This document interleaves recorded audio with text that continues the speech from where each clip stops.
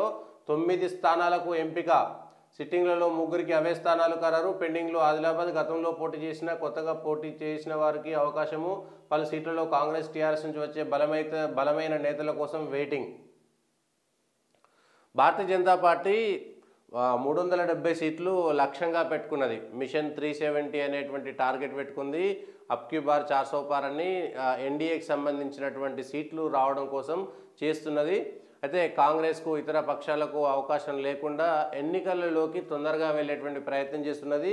తెలంగాణకు సంబంధించినంత వరకు ఇప్పటికే భారతీయ జనతా పార్టీ బీజేపీ విజయ సంకల్ప యాత్రలు కూడా చేసింది. 5 క్లస్టర్లుగా 17 ఎంపీ స్థానాల పరిధిలోని అన్ని అసెంబ్లీల ముఖ్య కేంద్రాలలో ఈ యాత్రలు చేసింది.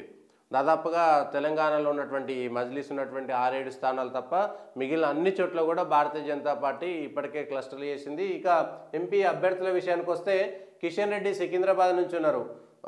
కిషన్ రెడ్డి, బండి సంజయ్ కరీంనగర్ నుంచి, అరవింద్ ధర్మపురి నిజామాబాద్ నుంచి, ఈటల రాజేందర్ మల్కాజిగిరి నుంచి, కొండా విశ్వేశ్వరరెడ్డి చేవెళ్ళ, బూర నర్సయ్య గౌడ్ భువనగిరి, బీబీ పాటిల్ జహీరాబాద్, భరత్ నాగర్ కర్నూలు, మాధవీలత హైదరాబాద్ నుంచి.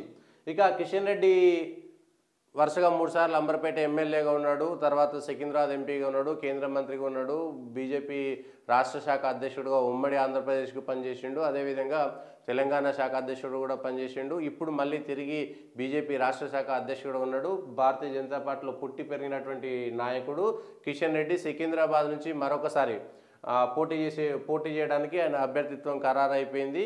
కిషన్ రెడ్డి పరిస్థితి ఎట్లా ఉంటుంది, సికింద్రాబాద్ ప్రజలు తిరిగి మరొకసారి ఆశీర్వదిస్తారా లేదంటే వ్యతిరేకిస్తారా అనేటువంటిది కొద్ది రోజుల్లో తేలనుంది. ఇప్పటికైతే కిషన్ రెడ్డికి సంబంధించి అవతల కాంగ్రెస్ నుంచి క్యాండిడేట్ ఎవరనేటువంటిది తెలియదు. అంజన్ కుమార్ యాదవ్ గతంలో పోటీ చేశారు, ఇప్పుడు చేస్తారా చేయరా తెలియదు. దానికి సంబంధించినటువంటి వరకు పార్టీ అభ్యర్థి మారుస్తారా అనేటువంటిది. టీఆర్ఎస్ నుంచి తలసాని శ్రీనివాస్ కొడుకు సాయిరామ్ యాదవ్ అతను పోటీ చేస్తాడా చేయడా సాయి ఈసారి ఎవరికి ఇస్తారనేటువంటిది కూడా తెలియదు. బండి సంజయ్ బీజేపీ రాష్ట్ర శాఖ అధ్యక్షుడిగా గతంలో కరీంనగర్లో కార్పొరేటర్గా పనిచేశాడు. అదేవిధంగా బీజేపీ రాష్ట్ర శాఖ అధ్యక్షుడిగా ఇప్పుడు సిట్టింగ్ ఎంపీగా ఉన్నటువంటి వ్యక్తి బండి సంజయ్. కరీంనగర్లో మరొకసారి ప్రజలు ఆశీర్వదిస్తారా వ్యతిరేకిస్తారా చూడాలి. బండి సంజయ్కి సంబంధించి రాష్ట్ర శాఖ అధ్యక్షుడిగా పాదయాత్రలు చేసినటువంటి అనుభవం ఉన్నటువంటి వ్యక్తి ఇప్పుడు కూడా అక్కడ కరీంనగర్ లోక్సభ స్థానంలో పాదయాత్ర చేస్తున్నారు. దానికి సంబంధించి అక్కడ కాంగ్రెస్కు సంబంధించినటువంటి అభ్యర్థి ఎవరనేది ఇంకా లేదు. బీఆర్ఎస్కు సంబంధించి వినోద్ కుమార్ను ఇప్పటికే అభ్యర్థిగా టీఆర్ఎస్ పార్టీ ప్రకటించింది. గతంలో కరీంనగర్ నుంచి ఎంపీగా వినోద్ కుమార్ పనిచేశారు. కేసీఆర్కు దగ్గర బంధువు.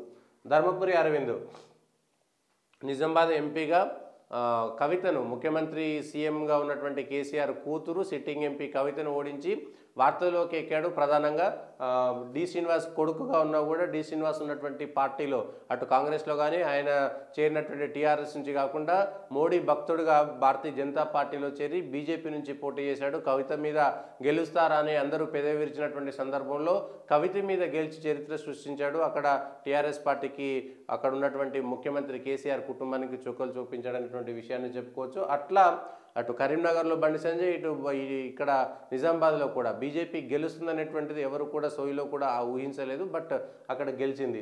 ఇప్పుడు ఈటల రాజేందర్ హుజూరాబాద్ అదేవిధంగా గజ్వేల్లో 2 స్థానాల్లో ఓడిపోయిన తర్వాత ఆయన రాజకీయ భవిష్యత్తు ఏమిటి అనేటువంటి ఒక చర్చ జరుగుతున్నటువంటి నేపథ్యంలో ఈటల రాజేందర్ మల్కాజిగిరి నుంచి వచ్చిండు. మల్కాజిగిరికి సంబంధించినటువంటి ఈ స్థానంలో అనేక మంది పోటీ పడ్డారు. మురళీధరరావు లాంటి నాయకులు, పార్టీ కోసం పార్టీలో పుట్టి పెరిగినటువంటి నాయకులు, స్థానికేతర ఇట్లా అనేక విషయాలు వచ్చినా కూడా బీజేపీ జాతీయ నాయకత్వం ఈటల రాజేందర్ను కాపాడుకోవాలి, ఈటల రాజేందర్కు టికెట్ ఇవ్వాలనేటువంటి అంశంలో మొగ్గు చూపినట్టుగా తెలుస్తుంది. అట్లా ఈటల రాజేందర్ వైపే భారతీయ జనతా పార్టీ మొగ్గు చూపింది. మరి మల్కాజ్గిరి ప్రజలు ఏం చేస్తారనేటువంటి చూడాలి. అక్కడ కాంగ్రెస్ నుంచి ఎవరుంటారు, టీఆర్ఎస్ నుంచి ఎవరుంటారు అనేటువంటి విషయం కూడా ఇంకా క్లారిటీ లేదు. కాబట్టి కొండా విశ్వేశ్వరరెడ్డి గతంలో టీఆర్ఎస్ నుంచి చేవెళ్ళ ఎంపీగా పోటీ చేసి గెలిచారు. ఆ తర్వాత ఓడిపోయారు కాంగ్రెస్ నుంచి గత ఎన్నికల్లో పోటీ చేసి. ఈసారి బీజేపీ ఎంపీ అభ్యర్థిగా తన అదృష్టాన్ని పరీక్షించుకునేటువంటి ప్రయత్నం చేస్తున్నారు. మరి కొండా విశ్వేశ్వరరెడ్డిని అక్కడ ప్రజలు ఏం చేస్తారు, ఎట్లా? అక్కడ సునీతారెడ్డి కాంగ్రెస్ అభ్యర్థిగా దాదాపుగా ఖరారైనట్టుగా మనకు కనబడుతుంది. ఇక బీఆర్ఎస్ నుంచి రంజిత్ రెడ్డి అభ్యర్థిగా ఆ పార్టీ చెప్పినా కూడా రంజిత్ రెడ్డి పోటీలో ఉండరు అనేటువంటిది ఒక చర్చ జరుగుతున్నది. ఇక బూర నర్సయ్య గౌడ్ గతంలో టీఆర్ఎస్ ఎంపీగా పనిచేశారు. భువనగిరి నుంచి 2014లో 2019 ఎంపీ ఎన్నికల్లో 5-6 వేల ఓట్ల తేడాతో ఓడిపోయారు. ఈసారి బీజేపీ నుంచి తన భవితవ్యాన్ని పరిష్కరించుకునేటువంటి ప్రయత్నం చేస్తున్నారు. మరి భువనగిరి ప్రజలు బూర నర్సయ్య గౌడ్ను ఆదరిస్తారా లేదా చూడాలి. అక్కడ కోమటిరెడ్డి వెంకటరెడ్డి కుటుంబం పోటీ చేస్తుంది కాంగ్రెస్ నుంచి అనేటువంటి ఒకటి ఉంది. ఇక టీఆర్ఎస్ నుంచి అభ్యర్థి ఎవరైనటువంటి అంశం పైన కూడా ఇంకా క్లారిటీ లేదు.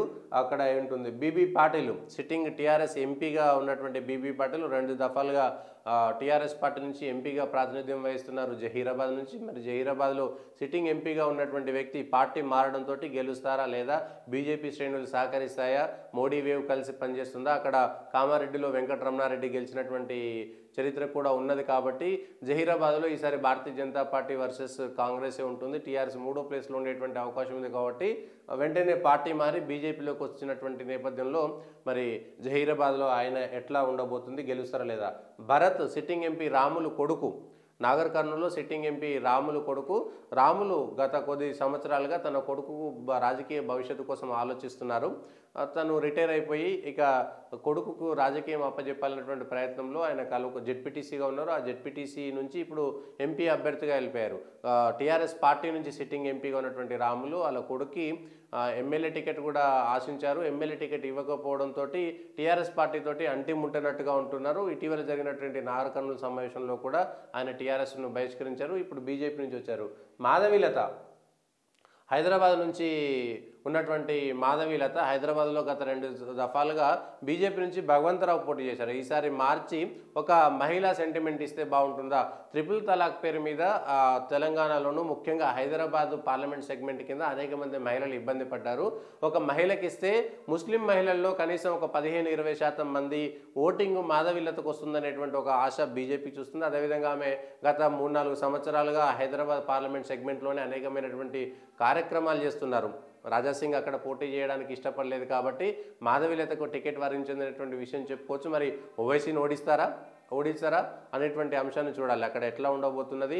ఆ దొంగ ఓట్లు కాంగ్రెస్ నుంచి కూడా బలమైనటువంటి అభ్యర్థిని నిలబెడతాము, ఫిరోజ్ ఖాన్ లాంటి అభ్యర్థిని నిలబెడతాం అనేటువంటి చర్చ జరుగుతున్నటువంటి నేపథ్యంలో కాంగ్రెస్ నుంచి బలమైనటువంటి అభ్యర్థిని నిలబెట్టి ముస్లిం ఓట్లలో కూడా చీలిక వస్తే టీఆర్ఎస్కి సంబంధించినటువంటి వ్యక్తి హిందూని పెడతారు. ఖచ్చితంగా మజ్లిస్ను గెలిపించడం కోసం టీఆర్ఎస్ ప్రయత్నం చేస్తారు. కాబట్టి అక్కడ ఒక హిందూని పెట్టి హిందువుల ఓట్లలో చీలిక తెచ్చేటువంటి ప్రయత్నం చేస్తారు. కాబట్టి బలమైనటువంటి అభ్యర్థిగా మహిళా సెంటిమెంట్ పనిచేస్తుందా లేదా చూడాలి. ఇక Kishan Reddy OC, Bandi Sanjay Munnuru Kapu BC, Dharmapuri Arvind Munnuru Kapu BC, Etela Rajender Mudiraj BC, కొండా విశ్వేశ్వర్ రెడ్డి ఓసీ, బూర నర్సయ్య గౌడ్, బీబీ పాటిల్ లింగాయత్, తెలంగాణలో బలిజ లింగాయత్లు బీసీలు, భరత్ ఎస్సీ, మాధవీలత బ్రాహ్మణ్. మొత్తానికైతే ఈ లోక్సభ సెగ్మెంట్లకు సంబంధించినటువంటి కులాల వారీగా కూడా ఇదే మనము చెప్పుకోవచ్చు. మరి ఎట్లా భారతీయ జనతా పార్టీకి కలిసి వస్తుందా ముందస్తుగా. నిజానికి దాదాపుగా సగానికి ఎక్కువ సీట్లు ప్రకటించినట్టే. 17 సీట్లలో 9 సీట్లు ఆల్రెడీ ప్రకటించేసారు. ఇంక 8 సీట్లు మాత్రమే ఉన్నాయి.